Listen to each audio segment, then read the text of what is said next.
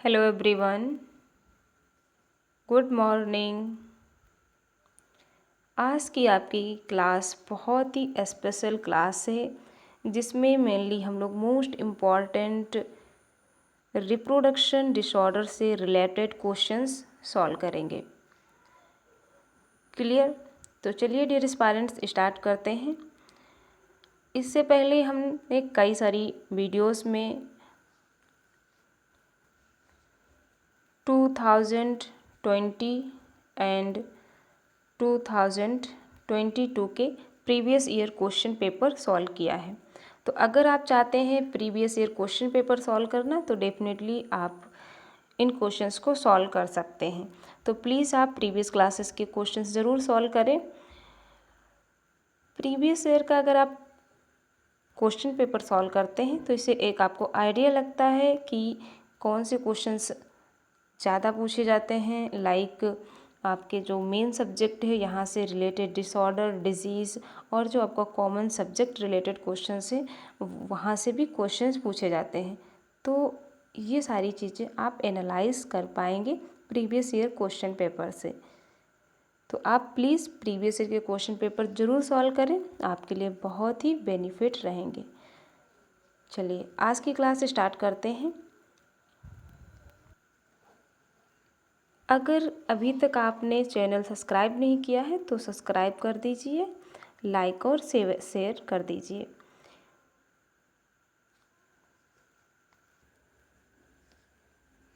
देखिए first question क्या है। स्यूडोसीलोम डेवलप्ड फ्रॉम, स्यूडोसीलोम है ना, जो सीलोम है स्यूडोसीलोम ये किससे डेवलप है?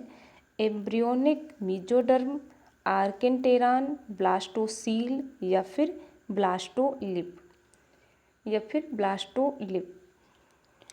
तो आप जानते हैं कॉर्डेट्स एंड नॉन कॉर्डेट्स को सीलोम की बेसिस पर अलग अलग फाइलम में रखा गया है, या आप ऐसे कह सकते हैं सीलोम की बेसिस पर हम कई तरीके के वर्टिब्रेट्स और कॉर्डेट्स को देखते हैं। जैसे अगर हम बात करें आसीलोमेट्स की, आसीलोमेट्स,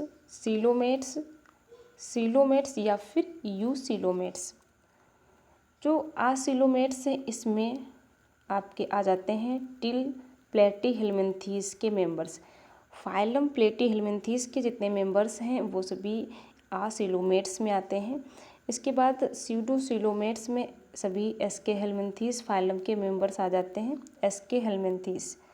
एंड सीलोमेट या फिर यूसिलोमेट की बात करें तो जो यूसिलोमेट्स हैं ये फर्दर 2 टाइप्स में डिवाइड होते हैं, साइजोसिलोमेट्स एंड एंटेरोसिलोमेट्स। साइजोसिलोमेट एंड एंटेरोसिलोमेट। साइजोसिलोमेट्स में Annelida, Mollusca, Annelida Arthropoda and Mollusca ये तीनों फाइलम के मेंबर्स आ जाते हैं। एंड इंटेरोसिलोमेट्स में इकाइनोडर्मेटा, हेमिकार्डेटा और कॉर्डेटा इन तीनों फाइलम्स के मेंबर आ जाते हैं। बात करते हैं आसिलोमेट्स। इन्हें हम आसिलोमेट्स क्यों कहते हैं? क्योंकि यहाँ पर जो इनकी सीलोम होती है, जो इनकी बॉडी कैविटी की जो इनकी सीलोम है, यहाँ पर मीजोडर्म अब्सेंट होती है ना। जो हमारी जर्म लेयर है मीजोडर्म ये अब्सेंट होती है। स्यूडोसिलोमेट्स जो हैं यहाँ भी मीजोडर्म अब्सेंट ही होती है, लेकिन यहाँ पर जो स्यूडोसिलोम बनाता है वो ब्लास्टोसील बनाता है, ब्लास्टोसील। एंड सिलोमेट्स या जिन्हें हम यूसिलोमेट्स कहते हैं, इनमें भी हमें 2 तरीके देखने को मिलते हैं, साइजोसिलोमेट्स और इंटेरोसिलोमेट्स।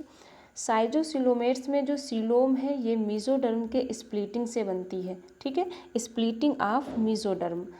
एंड जो इंटेरोसिलोमेट्स हैं इनमें मीजोडर्म के पॉकेटिंग से बनती है, ठीक है। मीजोडर्म की जो है इस तरीके से आप देखेंगे कि जो बॉडी कैविटी इसके चारों तरफ मीजोडर्म की पैकेजिंग होती है, ठीक है, पॉकेट के फॉर्म में प्रेजेंट होते हैं। तो इस तरीके से आप याद रखेंगे। कभी अगर आपसे पूछ लिया कि आसिलोमेट, सिलोमेट्स एंड स्यूडोसिलोमेट्स में किस फाइलम के मेंबर्स आते हैं, प्लीज़ आप नोट कर लीजिए, इम्पॉर्टेंट है। तो आपको आंसर आसानी से फाइंड आउट कर सकते हैं। जो हमारी स्यूडोसिलोमेट्स है ये ब्लास्टोसील बनाती है। तो यहाँ पर आपका करेक्ट आंसर हो जाएगा option number C. Option number C is correct. Next question देखिए, the males of honey bee are produced by. Honey bee में जो मेल है जिसको हम कॉमनली ड्रोन कहते हैं, तो ड्रोन किस तरीके से प्रोड्यूस होता है, सेक्सुअली, बडिंग, स्पोर फॉर्मेशन या फिर पार्थिनोजेनेसिस। तो यहाँ पर आपको बताना है कि जो ड्रोन है ये किस तरीके से प्रोड्यूस होता है। तो देखेंगे एक बार हम हनी बी का सेक्स डिटर्मिनेशन से भी क्वेश्चन पूछे जाते हैं, इसलिए बी अटेंटिव। देखिए मेल हनी बी हैप्लॉइड होता है और यहाँ पर क्रोमोसोम की संख्या 16 होती है। ठीक है, क्रोमोसोम का नंबर कितना होता है, 16। और जो फीमेल हनी बी होती है ये डिप्लॉयड होती है और इसमें क्रोमोसोम की संख्या 32 होती है। जो फीमेल हनी बी है ये डिप्लॉयड है, तो इसकी जर्म सेल्स मियोसिस करके ओवम प्रोड्यूस करेंगी, है ना, ओवम या एग को प्रोड्यूस करेंगी। और जो हैप्लॉइड मेल हनी बी है वो माइटोसिस करेगा। प्लीज़ बी अटेंटिव, ये हैप्लॉइड है इसलिए यहाँ पर मियोसिस नहीं होगा, क्योंकि मियोसिस केवल जर्म सेल्स में होता है, जबकि mitosis germ cells as well as somatic cells में होता है। तो यहाँ पर माइटोसिस से होगा और माइटोसिस के बाद ये स्पोर्म प्रोड्यूस करेगा। और यहाँ पर स्पर्म भी कैसा होगा, हैप्लॉइड होगा, यहाँ भी क्रोमोसोम की नंबर 16 होगा। और जो यग है, जो इसका एग है या ओवम है, इसमें भी क्रोमोसोम की संख्या 16 होगी। क्लियर। नाउ अब देखिए क्या होता है, मेल फीमेल गैमेट्स का फ्यूज़न होगा यानी कि फर्टिलाइजेशन होगा और जाइगोट का फॉर्मेशन होगा। ये जो जाइगोट बनेगा, ठीक है, ये जो जाइगोट बनेगा ये 2n होगा और ये जाइगोट फर्दर डेवलप करेगा, है ना, क्योंकि यहाँ पर इनडायरेक्ट डेवलपमेंट देखने को मिलता है। कई सारी लार्वल स्टेज होती हैं, प्यूपा, लार्वल, ये सारी स्टेज बनेगी।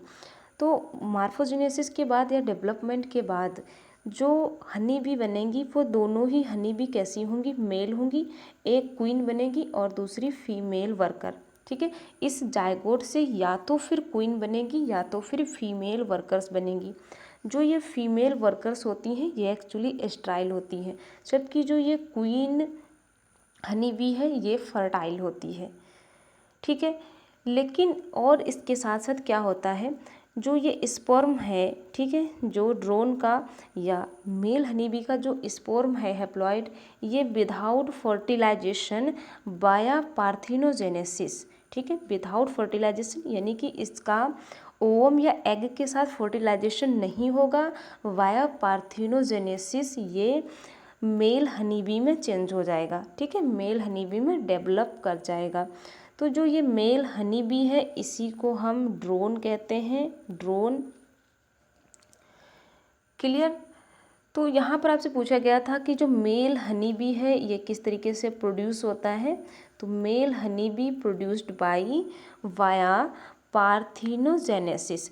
और पार्थिनोजेनेसिस भी यहाँ पर कैसी होती है, दो तरीके की पार्थिनोजेनेसिस होती है, थैलेकॉइड और थैलोकॉइड ट्रिसजेनेसिस और आर्हीटिकोजेनेसिस।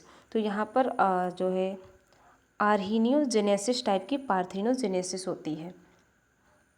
क्लियर। तो आप क्रोमोसोम का नंबर भी याद रखेंगे, जो मेल है इसमें 16 है और जो फीमेल हनी बी है उसमें क्रोमोसोम की संख्या 32 है। Clear. I hope you are understand. So यहाँ पर हमारा करेक्ट आंसर हो गया option number D. Next question, if for some reason the vasa efferentia in the human reproductive system get blocked, the gametes will not be transported from, patient में किसी reason की वजह से वासा एफरेंसिया ब्लॉक हो जा रही है ना, वासा एफरेंसिया ब्लॉक हो जा रही है जिससे कि गैमेट फर्दर ट्रांसपोर्ट नहीं हो पाते हैं। तो आपको बताना है वासा एफरेंसिया के ब्लॉक हो जाने से गैमेट कहाँ से कहाँ ट्रांसफ़र नहीं हो पाएंगे। Epididymis to vas deferens, ovary to uterus, vagina to uterus, या फिर टेस्टिस टू इपीडिडाइमिस, या फिर टेस्टिस टू इपीडिडाइमिस। अगर हम एक टेस्टिस का सेक्शन ले लें, देखिए तो ये हमने टेस्टिस का सेक्शन ले लिया है ना। मेल में 1 पेयर टेस्टिस प्रेजेंट होते हैं, ये एब्डोमिनल कैविटी के बाहर जो है स्क्रोटल सैक में प्रेजेंट होते हैं, है ना। तो अगर हम इसका सेक्शन कट करें तो हमें कुछ इस तरीके से देखने को मिलता है। एक टेस्टिस में कई सारे टेस्टिक्यूलर लोब्स होते हैं और इन टेस्टिक्यूलर लोब्स में 1 से 3 सेमनीफेरस ट्यूब्यूल्स प्रेजेंट होती हैं। 1 से 3 सेमनीफेरस ट्यूब्यूल्स प्रेजेंट होती हैं और इन सेमनीफेरस ट्यूब्यूल्स के बीच में जो ये स्पेस होता है इसको हम इंटरस्टिशियल स्पेस कहते हैं। यहाँ पर इंटरस्टिशियल फ्लूइड रहता है। जो ये सेमनीफेरस ट्यूब्यूल का इंड है ये इंड कई सारे सेमनीफेरस ट्यूब्यूल्स के ये जो इंड हैं ये मिलकर क्या बनाते हैं, रेटे टेस्टिस, ठीक है। ये रेटे टेस्टिस बनाते हैं और रेटे टेस्टिस फर्दर ज्वाइन होकर वासा एफरेंसिया बनाती है, ठीक है। क्या, वासा एफरेंसिया ओपन होती है इपीडिडाइमिस में। वासा एफरेंसिया कहाँ ओपन होती है, इपीडिडाइमिस में ओपन होती है और इपीडिडाइमिस से फिर ये वासा डिफरेंस में या वास डिफरेंस में ये ओपन होती है। प्लीज़ आप समझने की कोशिश करें, है ना। ये वासा डिफरेंसिया में ओपन होती है और वासा डिफरेंसिया फिर एजाकुलेटरी डक्ट में ओपन होगी। तो इस तरीके से ये इसका कुछ सीक्वेंस होता है। तो यहाँ पर क्या ब्लॉक्ड हुआ है, वासा एफरेंसिया। तो अब आप बता सकते हैं स्पोर्म का फॉर्मेशन कहाँ हो रहा है। जो सेमनीफेरस ट्यूब्यूल है, सेमनीफेरस ट्यूब्यूल के अंदर कुछ जर्म सेल्स हैं और कुछ सर्टोली सेल्स हैं, है ना। जो स्मॉल सेल्स हैं ये क्या हैं, इसकी जर्म सेल्स हैं और ये जो लार्ज सेल्स हैं ये इसकी सर्टोली सेल्स हैं। ध्यान से समझना, ये जो सर्टोली सेल्स हैं ये डेवलपिंग स्पर्म को न्यूट्रिशन प्रोवाइड करती हैं और जो ये स्मॉल सेल्स हैं जिन्हें हम जर्म सेल कहते हैं, यही जर्म सेल डिवाइड करके स्पर्म का फॉर्मेशन करती हैं। क्लियर। तो स्पर्म का फॉर्मेशन कहाँ हुआ, सेमनीफेरस ट्यूब्यूल्स के अंदर। फिर ये रेटे टेस्टिस से होते हुए इपीडिडाइमिस, रेटे टेस्टिस से होते हुए कहाँ जाएंगी, वासा एफरेंसिया में और वासा एफरेंसिया से फिर इपीडिडाइमिस में, है ना। तो इसको वासा एफरेंसिया ब्लॉक हो गया है तो गैमेट्स कहाँ से कहाँ तक ट्रांसफ़र नहीं हो पाएंगे। सो यहाँ पर आपका करेक्ट आंसर हो जाएगा option number D, testis to epididymis, testis to epididymis. Clear. Next question, sperm acrosome is derived from. Sperm का जो एक्रोसोम है ये किससे बनता है, Golgi bodies, endoplasmic reticulum, lysosome या फिर मीसोसोम।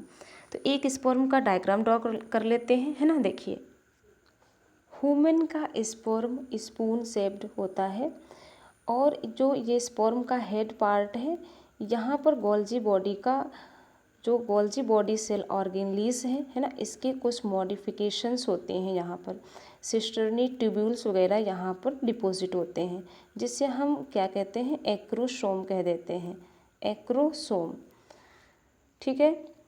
तो ये इसका हेड रीजन है, यहाँ पर इसका न्यूक्लियस प्रेजेंट है और इसके अंदर इसका साइटोप्लाज्म प्रेजेंट है, ठीक है। और ये इसका नेक रीजन है, ये इसका मिडिल पीस और ये इसका एक्सियल फिलामेंट और ये इसकी टेल है, ठीक है, ये इसकी टेल है। जो इसका मिडिल पीस है यहाँ पर स्पाइरल शेप्ड माइटोकॉन्ड्रिया प्रेजेंट होती है। इस स्पाइरल शेप्ड माइटोकॉन्ड्रिया को हम नेबन कर्ण कहते हैं, नेबन कर्ण। यहाँ पर मेम्ब्रेनस फ्लूइड प्रेजेंट होता है, साइटोप्लाज्म। जो स्पर्म का मिडिल पीस में जो साइटोप्लाज्म प्रेजेंट होता है, ध्यान से सुनना, जो साइटोप्लाज्म यहाँ प्रेजेंट होता है वो कुछ जो है मेम्ब्रेनस लाइक स्ट्रक्चर्स बना लेता है, तो उसको हम मैनसेट कहते हैं, मैनसेट। इसे हम मैनसेट कहते हैं इसके फ्लूइड को। क्लियर। नाउ यहाँ पर एक आपका प्रॉक्सिमल सेंट्रियोल प्रेजेंट है ना। जो ओवम के पास सेंट्रियोल एब्सेंट होता है तो फिर ओवम जाएगा, जो हमारा ओवम या सेकेंडरी oocyte है जो कि मेटाफेज सेकेंड स्टेज में अरेस्ट होता है, तो वहाँ पर ये जब जाएगा, जब स्पर्म से फर्टिलाइज करेगा तब जाके वहाँ पर मियोसिस की प्रोसेस कंप्लीट होगी। तो यही जो सेंट्रियोल है ना, प्रॉक्सिमल जो सेंट्रियोल है ये करता है। और जो यहाँ पर एक डिस्टल सेंट्रियोल प्रेजेंट होता है, डिस्टल सेंट्रियोल, डिस्टल सेंट्रियोल क्या करता है, ये एक्सियल फिलामेंट का फॉर्मेशन करता है ना, यही जो आगे चल के इसे टेल बना लेता है। क्लियर। तो ये सारी बातें आपकी क्लियर हुई होंगी, I hope, related to sperm. So यहाँ पर अब आपका करेक्ट आंसर क्या हो जाएगा, देखिए, sperm of acrosome is derived from Golgi bodies या Golgi apparatus. So correct answer option number सी।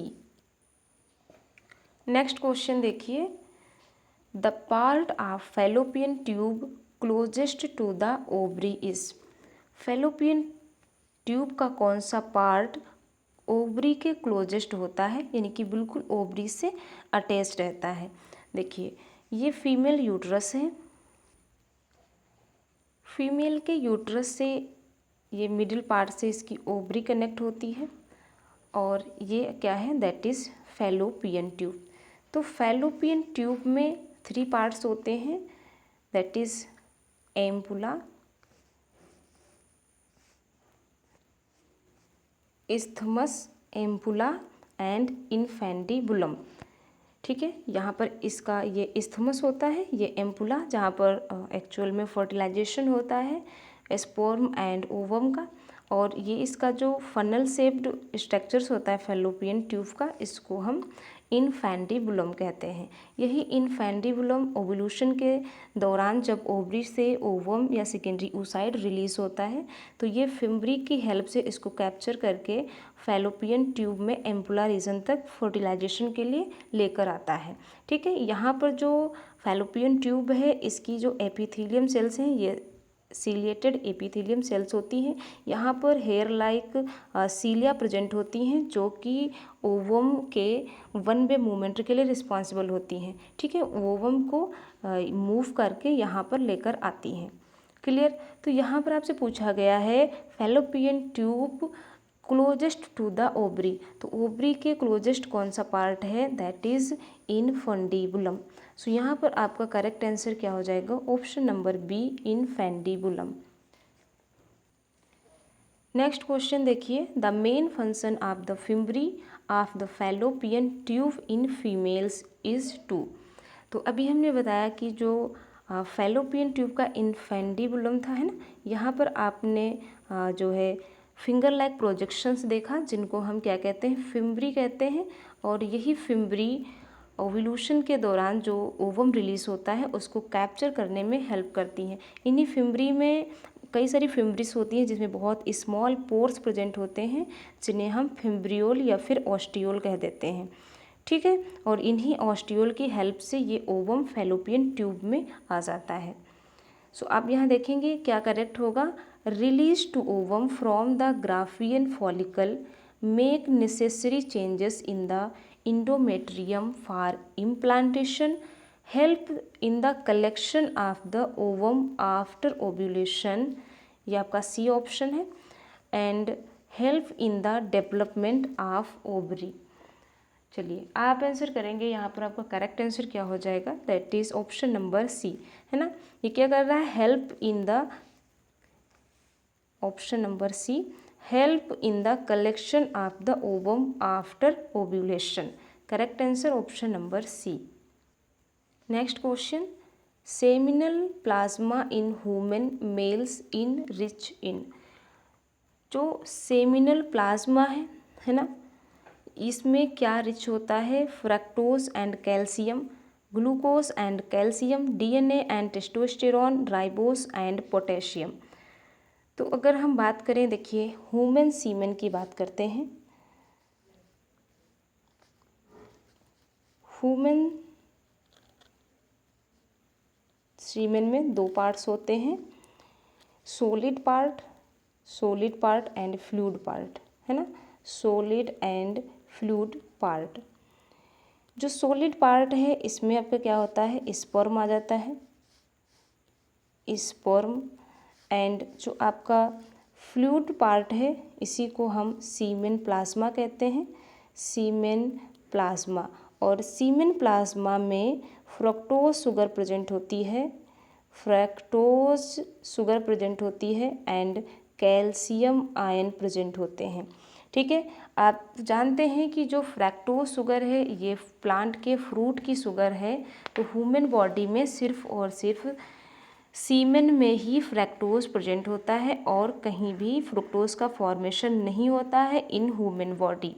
क्लियर? सो यहाँ पर आपका करेक्ट आंसर हो जाएगा, that is option number A, fructose and calcium.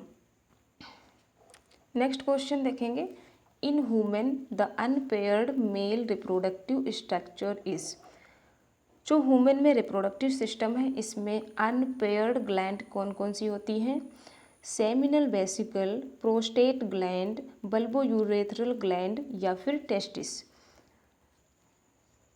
Male reproductive system में अगर हम बात करें एक्सेसरी ग्लैंड की, तो एक्सेसरी ग्लैंड 3 टाइप्स की होती हैं। एक्चुअली जो सेमिनल वेसिकल्स होती हैं ये सेमिनल प्लाज्म या सीमेन का रीफॉर्मेशन करती हैं।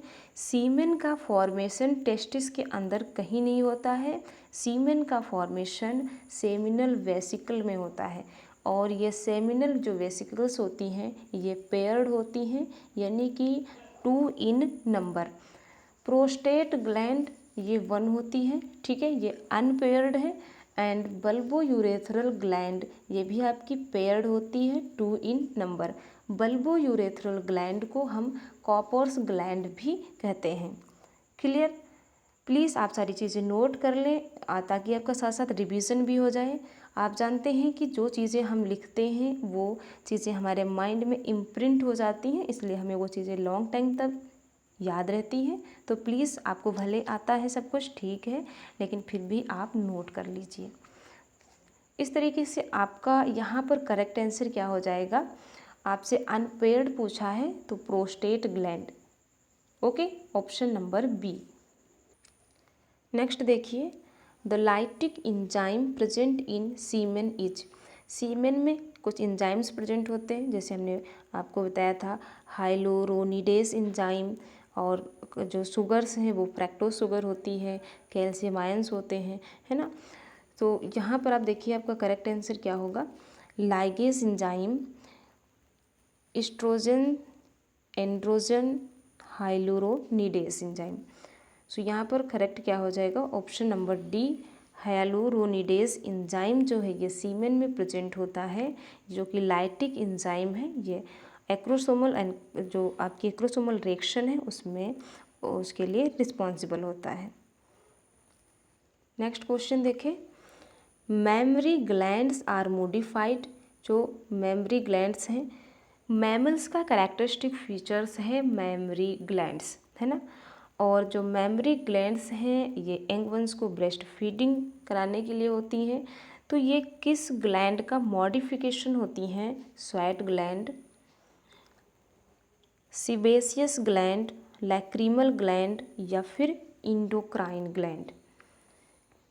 सो आप जानते हैं करेक्ट आंसर क्या है? ऑप्शन नंबर ए, स्वेट ग्लैंड। और अगर सिक्रीशन के बेसिस पर पूछा जाए, सिक्रेशन के बेसिस पर ये कैसी हैं, तो सिक्रेशन के बेसिस पर ये एपोक्राइन ग्लैंड हैं। कैसी हैं? Apocrine gland. क्लियर? यहीं पर आप एक बात ध्यान देंगे, मिल्क सिक्रीशन और मिल्क इजेक्शन के लिए, है ना, कौन कौन से हार्मोन रिस्पॉन्सिबल हैं। तो मिल्क सिक्रीशन या आपसे प्रोडक्शन पूछा जाए तो मिल्क सिक्रीशन, प्रोडक्शन या सिंथेसिस या फॉर्मेशन, इसके लिए प्रोलैक्टिन हार्मोन रिस्पॉन्सिबल होता है ना। ये प्रोलैक्टिन हार्मोन करवाता है। प्रोलैक्टिन हार्मोन हमारी पिट्यूटरी की एंटीरियर पिट्यूटरी से सिक्रीट होता है ना। हमारी पिट्यूटरी ग्लैंड के एंटीरियर पिट्यूटरी से रिलीज होता है। और अगर हम बात करें मिल्क एजेक्शन की या लेट डाउन मिल्क, है ना, जब मदर बेबी को फीड कराती है ना, ब्रेस्ट फीडिंग करवाती, उस दौरान जो मिल्क इजेक्शन होता है, इसके लिए कौन सा हार्मोन रिस्पॉन्सिबल है, दैट इज़ ऑक्सीटोसिन। और ऑक्सीटोसिन हमारी पिट्यूटरी के पोस्टीरियर पिट्यूटरी का स्टोर हार्मोन है, क्योंकि जो ऑक्सीटोसिन है इसका फॉर्मेशन हाइपोथैलेमस में होता है। और हमारी पिट्यूटरी का जो पोस्टीरियर पिट्यूटरी है ना, जो पोस्टीरियर पार्ट है, वहाँ पर oxytocin and anti diuretic hormones जो है स्टोर होते हैं, और बॉडी की रिक्वायरमेंट के अकॉर्डिंग उसे हमारी जो पिट्यूटरी है ये रिलीज करती है। क्लियर? सो आपको यहाँ पर करेक्ट आंसर तो मिल ही गया है, दैट इज़ स्वेट ग्लैंड। और ये आपके लिए एक्स्ट्रा इन्फॉर्मेशन, क्योंकि कुछ कंफ्यूजिंग टर्म रहते हैं जिनको आपको ज़रूर क्लियर कर लेना चाहिए। चलिए नेक्स्ट क्वेश्चन देखते हैं। Next question, which of the following is the group of external genitalia in human female. Human female में एक्सटर्नल जेनाइटेलिया में कौन कौन से पार्ट आते हैं? Labium minora, labium majora, vagina, या फिर लेबियम माइनोरा, लेबियम मेजोरा या क्लाइटोरिस, या फिर labium minora, labium majora cervix, labia minora, labium majora and cervix. तो देखिए, जो फीमेल है इसमें एक्सटर्नल जेनाइटेलिया के अंतर्गत क्या किया जाता है, दैट इज़ इसमें आपका mons pubis, labia majora, labia minora, clitoris and hymen, ये आ जाते हैं, और यही आपका सीक्वेंस भी है। ठीक है, मॉन्स प्यूबिस, उसके बाद लेबिया मेजोरा, फिर labia minora and then after clitoris और हाइमन, ये फीमेल के एक्सटर्नल जेनाइटेलिया हैं। तो अब आप यहाँ से करेक्ट मैच कर लेंगे।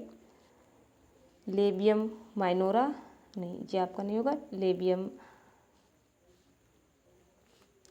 Labium minora, labium majora and clitoris. ठीक है, यहाँ पर सर्विक्स दिया गया है, यहाँ भी सर्विक्स है आपका, और यहाँ वेजाइना है, तो ये नहीं हो सकता। जो सर्विक्स एंड वेजाइना है ये मिलकर बर्थ कैनाल बनाते हैं, इसलिए ये एक्सटर्नल जेनाइटेलिया के अंतर्गत नहीं आते हैं, ये बर्थ कैनाल बनाते हैं, याद रखना, सर्विक्स एंड वेजाइना। सो यहाँ पर आपका करेक्ट आंसर क्या हो गया, that is option number B.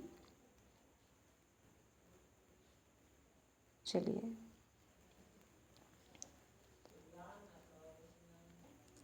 Next question देखिए, which of the following provides nutrition to sperm. Sperm को न्यूट्रिशन कौन प्रोवाइड करता है? Leydig cells, scrotum, Sertoli cells, sustentacular cells या फिर इपीडिडाइमिस। तो अभी हमने आपको बताया था जो सेमनीफेरस ट्यूब्यूल्स हैं, सेमनीफेरस ट्यूब्यूल्स में कुछ स्मॉल सेल्स होती हैं और कुछ लार्ज सेल्स होती हैं। इस तरीके से जो ये स्मॉल सेल्स होती हैं ये क्या हैं, दैट इज़ जर्म सेल्स हैं।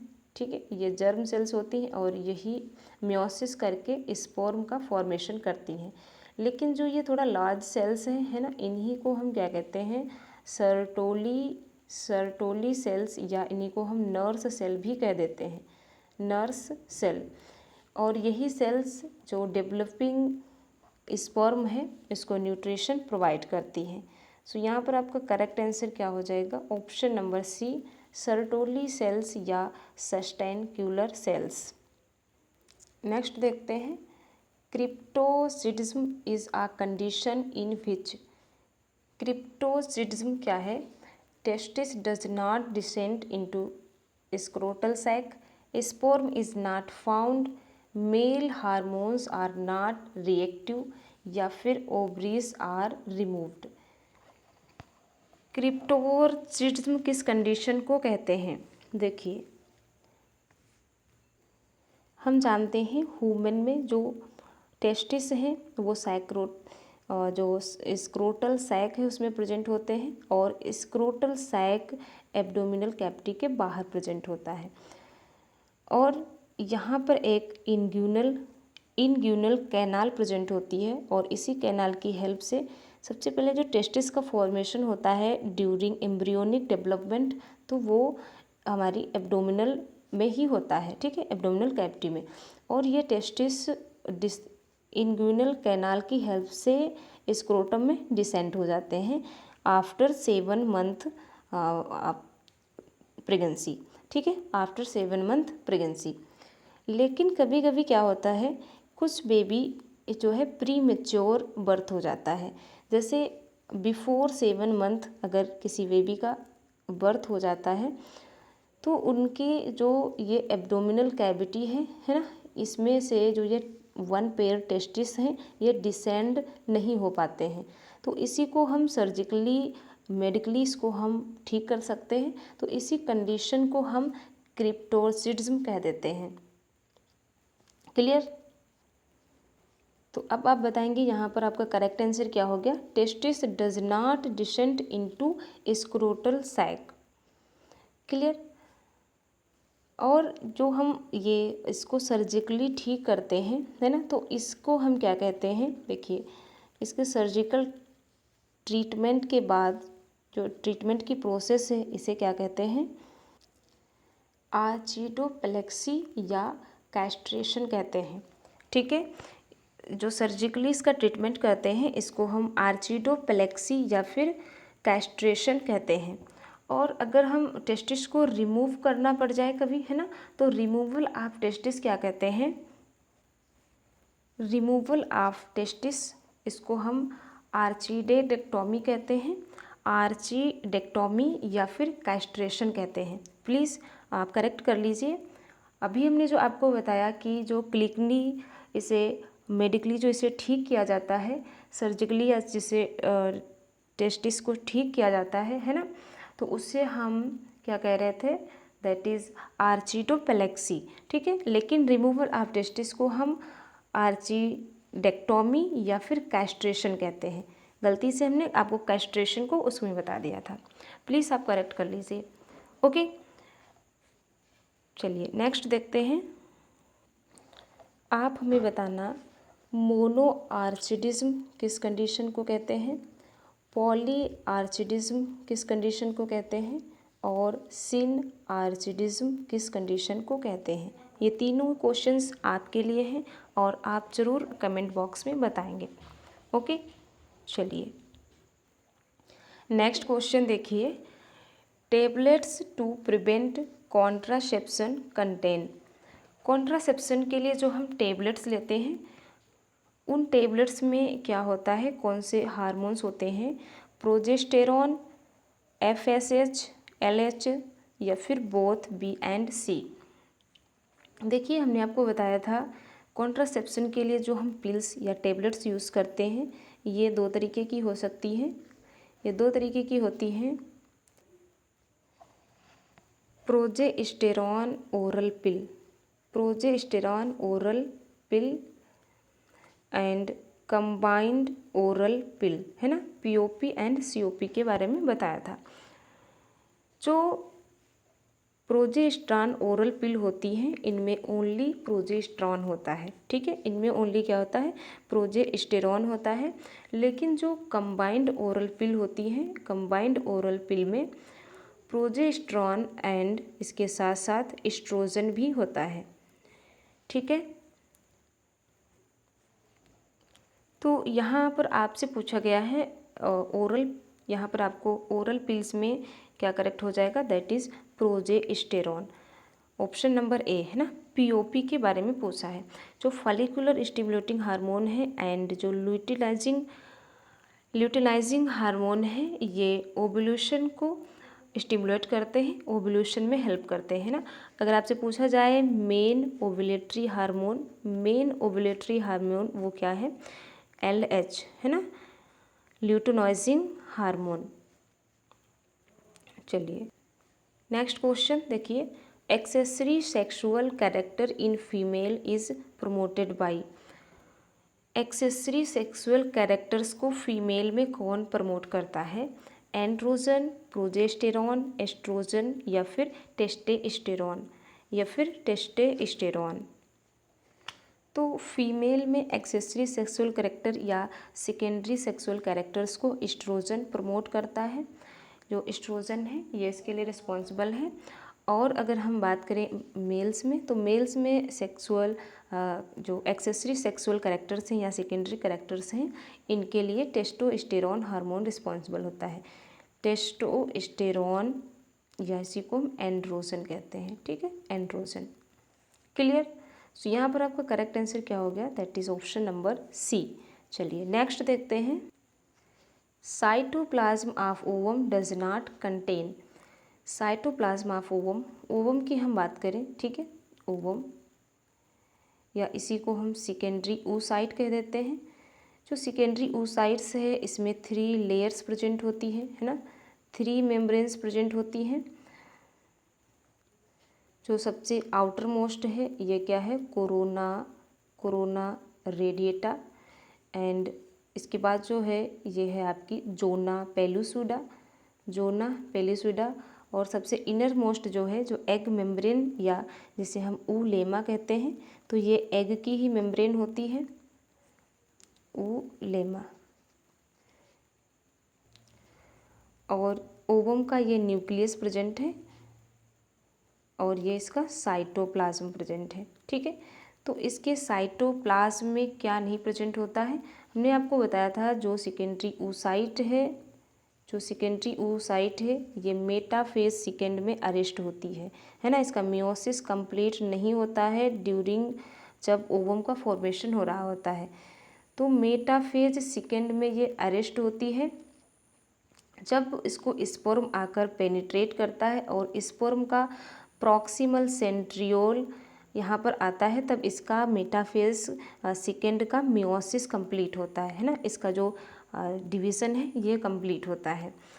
तो यहाँ पर क्या अब्सेंट होता है आप बताइए। आप यहाँ पर अब्सेंट क्या है? दैट इज़ सेंट्रोसोम्स, है ना। यहाँ पर सेंट्रोसोम अब्सेंट होता है। नेक्स्ट देखिए, which gland in female is a counterpart of Cowper's gland in mail.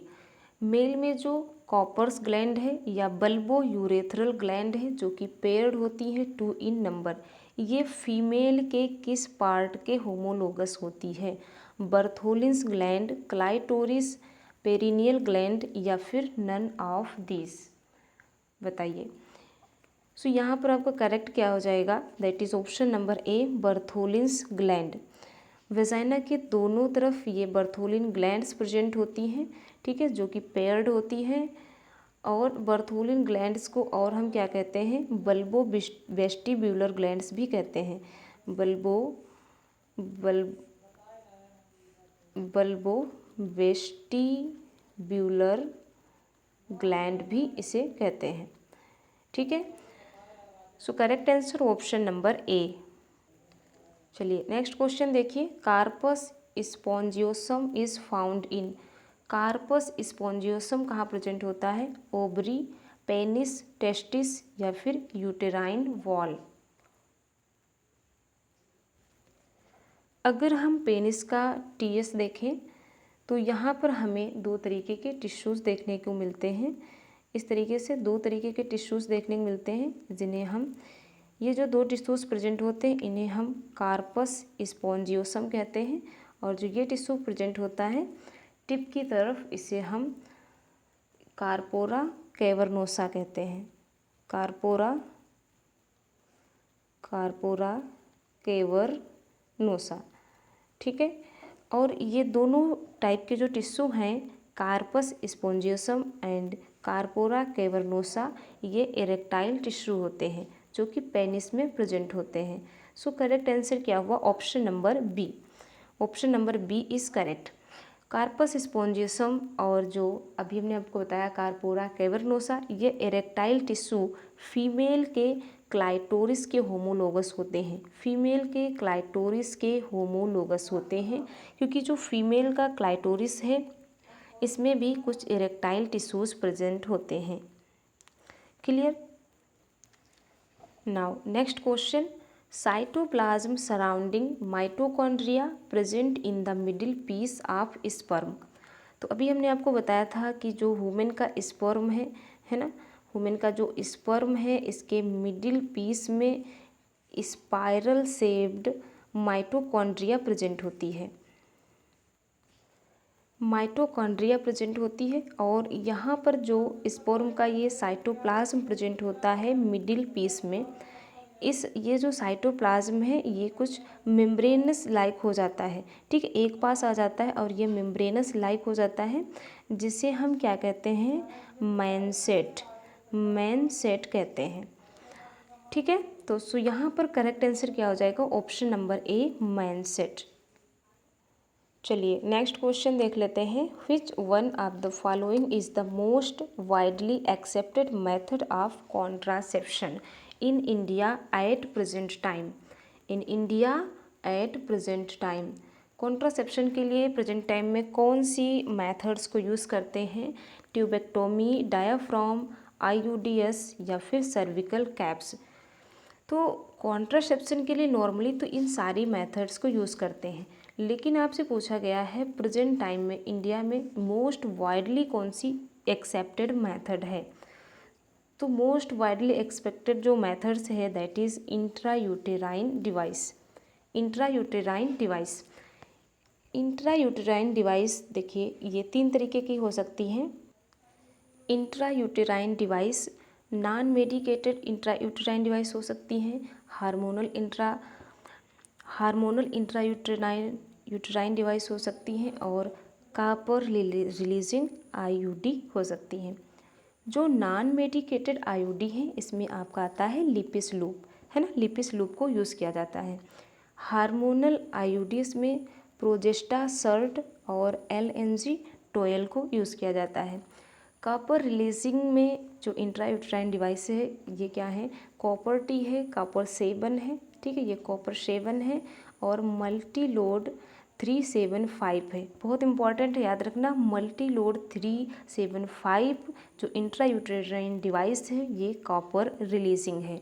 इसके अलावा से LNG-20 पूछा जाता है, तो LNG-20 हार्मोनल इंट्रायूटेराइन डिवाइस है। क्लियर? तो इसे भी आप याद रखेंगे। सो यहाँ पर आपका करेक्ट आंसर क्या था, ऑप्शन नंबर सी। चलिए नेक्स्ट क्वेश्चन देखते हैं। देखिए नेक्स्ट क्वेश्चन क्या है, question number 21, which cell organelle is absent in human sperm. Human sperm में कौन सी ऑर्गेनली एब्सेंट है? इंडोप्लाज्मिक रेटिकुलम, माइटोकॉन्ड्रिया, न्यूक्लियस या फिर सेंट्रियोल। तो आपने देखा माइटोकॉन्ड्रिया था, न्यूक्लियस था और सेंट्रियोल था, है ना, लेकिन हमने कहीं भी इंडोप्लाज्मिक रेटिकुलम का जिक्र नहीं किया था, क्योंकि स्पर्म में इंडोप्लाज्मिक रेटिकुलम एब्सेंट होता है। Correct answer option number A. Next question देखिए, middle piece of sperm contains. तो भी हमने आपको बताया जो स्पर्म का मिडिल पीस है इसमें क्या क्या प्रेजेंट है, एक प्रॉक्सिमल सेंट्रियोल प्रेजेंट है और एक डिस्टल सेंट्रियोल प्रेजेंट है। इसके अलावा यहाँ पर स्पाइरल शेप्ड माइटोकॉन्ड्रिया प्रेजेंट है ना, और यहाँ पर इसका साइटोप्लाज्म प्रेजेंट है। तो आप देखेंगे यहाँ पर करेक्ट क्या होगा, माइटोकॉन्ड्रिया, गोल्जी बॉडी, सेंट्रियोल नहीं, जो गोल्जी बॉडी है ये हेड पार्ट में प्रेजेंट होती है, axial filament, centriole, Golgi body, mitochondria, centriole, axial filament या फिर Golgi bodies, axial filament and centriole. So यहाँ पर आपका करेक्ट आंसर क्या हो जाएगा, जो इसका डिस्टल सेंट्रियोल है, अभी हमने आपको बताया था जो इसका ये डिस्टल सेंट्रियोल है, यही डिस्टल सेंट्रियोल स्पर्म का एक्सियल फिलामेंट बनाता है जो कि फ्लैजिला की तरह बिहेव करता है ना, स्पर्म को मोटिलिटी प्रोवाइड करता है। सो यहाँ पर करेक्ट क्या हो जाएगा, mitochondria, centriole and axial filament. Clear? Correct answer option number B. Next देखेंगे, the best definition of the process of gastrulation is that it is a process where is the. Gastrulation की best process क्या है? Single layered blastula become two layered, archenteron is formed, zygote gets converted into larva, cells move to occupy their definite position like formation of 3 germ layers। तो जो gastrula है इसमें gastrulation के दौरान main 3 events होते हैं। एक क्या, मार्फोजेनेटिक मूवमेंट होता है ना, सेल्स का मार्फोजेनेटिक मूवमेंट होता है, और ऑर्केनटेरॉन का फॉर्मेशन होता है, और इसके साथ साथ क्या होता है, 3 जर्म लेयर्स का फॉर्मेशन होता है। सबसे फर्स्ट जर्म लेयर जो बनती है वो होती है आपकी इंडोडर्म। याद रखना, जो फर्स्ट जर्म लेयर बनती है वो इंडोडर्म है, एंड जो आपकी सेकेंड जर्म लेयर है वो क्या है, एक्टोडर्म। एंड थर्ड सबसे लास्ट में जो जर्म लेयर बनती है वो क्या है, मीजोडर्म। ठीक है, तो इसका सीक्वेंस आप याद रखेंगे। सो यहाँ पर आपका करेक्ट आंसर हो जाएगा option number C, cell move to occupy their definite position like formation of 3 germ layers. Next question देखते हैं, सहेली इज़ आ। सहेली क्या है? सहेली एक कॉन्ट्रासेप्टिव पिल्स है जिसका फॉर्मेशन लखनऊ में CDRI में सबसे फर्स्ट टाइम हुआ था, सेंट्रल डेवलपमेंट रिसर्च इंस्टीट्यूट में, जो कि आपका लखनऊ में प्रेजेंट है। तो ये क्या है, oral contraceptive for females. Correct answer option number A. Next question, ZIFT is, gift क्या है? आपको जिफ्ट का यहाँ पर फुल फॉर्म बताना है, ध्यान से पढ़ेंगे आप। जिफ्ट, गिफ्ट एंड IUT, इन तीनों के बारे में बताया था आपको। देखिए, transfer of zygote into the fallopian tube, transfer of embryo into the uterus, transfer of mixture of sperm and ovum into the fallopian tube, या फिर transfer of mixture of sperm and ओवा इनटू द यूट्रस। तो यहाँ पर आपका correct answer हो जाएगा option number ए। जब जो हमारे पास जाइगोट है ना, जाइगोट जब लेस देन 8 ब्लास्टोमियर का होता है तब हम इसे फैलोपियन ट्यूब में ट्रांसफ़र करते हैं। ठीक है, जाइगोट को फैलोपियन ट्यूब में ट्रांसफ़र करते हैं। So correct answer option number A. Clear? So dear aspirants, आज की क्लास के ये 25 most important questions, I hope आपने सारे क्वेश्चंस अच्छे से सॉल्व किया होगा, और आज सारे क्वेश्चंस आपके लिए बहुत इजी होंगे। बट आप 100% मान कर चलिए ये सभी क्वेश्चंस आपके एग्ज़ाम ओरिएंटेड हैं। क्लियर? तो नेक्स्ट क्लास में मिलते हैं और रेस्ट आप क्वेश्चंस को सॉल्व करते हैं। अगर आपने अभी तक चैनल सब्सक्राइब नहीं किया है तो सब्सक्राइब कर लीजिए, लाइक एंड शेयर कर दीजिए। Okay, thank you so much everyone. मिलते हैं आपको नेक्स्ट क्लास में, तब तक आप अच्छे से इन क्वेश्चंस को सॉल्व करिए, एंजॉय करिए।